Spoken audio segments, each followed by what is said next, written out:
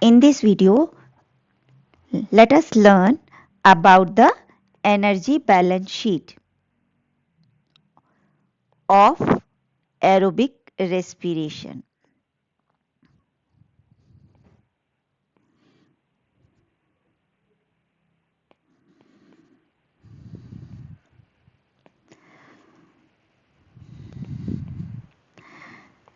Now let us see the basic steps of aerobic respiration.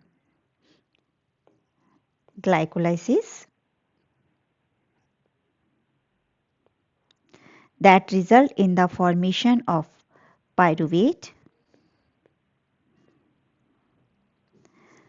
Pyruvate has to enter into mitochondria, but directly it cannot enter.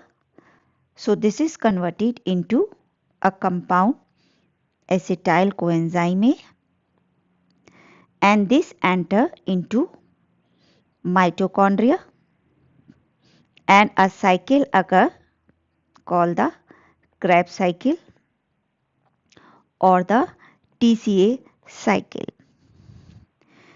In TCA cycle, 6 carbon compound, 5 carbon compound, 4 carbon compound are formed, and ultimately it comes to the 4 carbon compound oxaloacetic acid from where the cycle has started.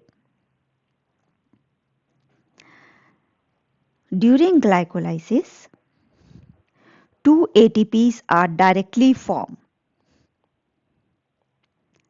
This is called substrate phosphorylation.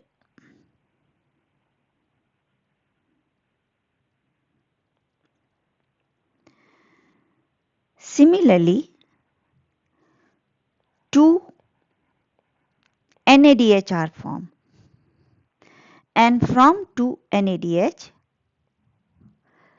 6 ATPs are formed. This is called oxidative phosphorylation.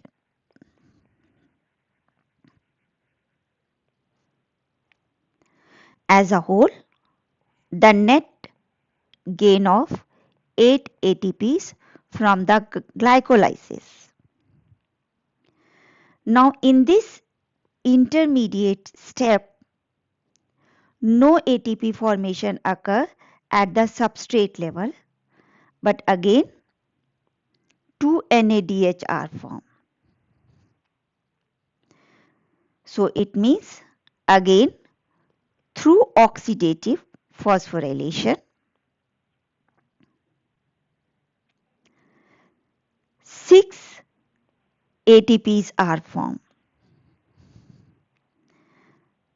Total, it becomes 14 ATP. Now let us see in the Krebs cycle. In Krebs cycle, at this step, number 1, at this step, number 2, and at this step, number 3.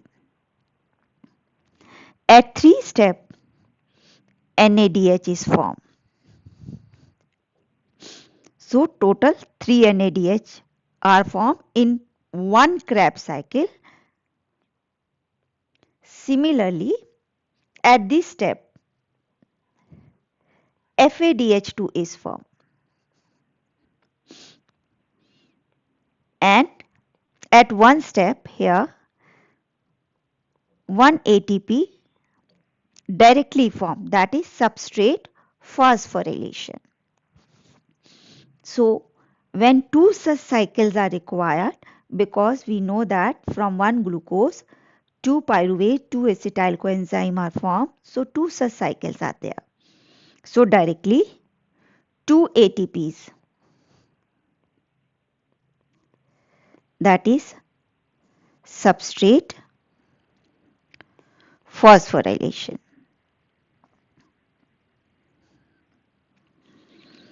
Then 3 2s are 6. 6 NADH that will result in the formation of 18 ATP, because we know that from one NADH 3 ATPs are formed. How? This we are going to learn in the electron transport chain. So this is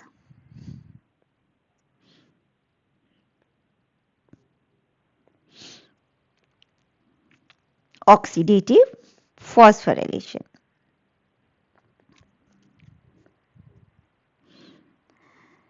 And 2 FADH2, and from 1 FADH2 2 ATPs are formed. So here it becomes 4 ATP. Again, this is referred to as the oxidative phosphorylation. So in total it becomes 24 ATPs. So 24 ATPs are formed during Krebs cycle only, and 14 are formed from this glycolysis and this intermediate steps.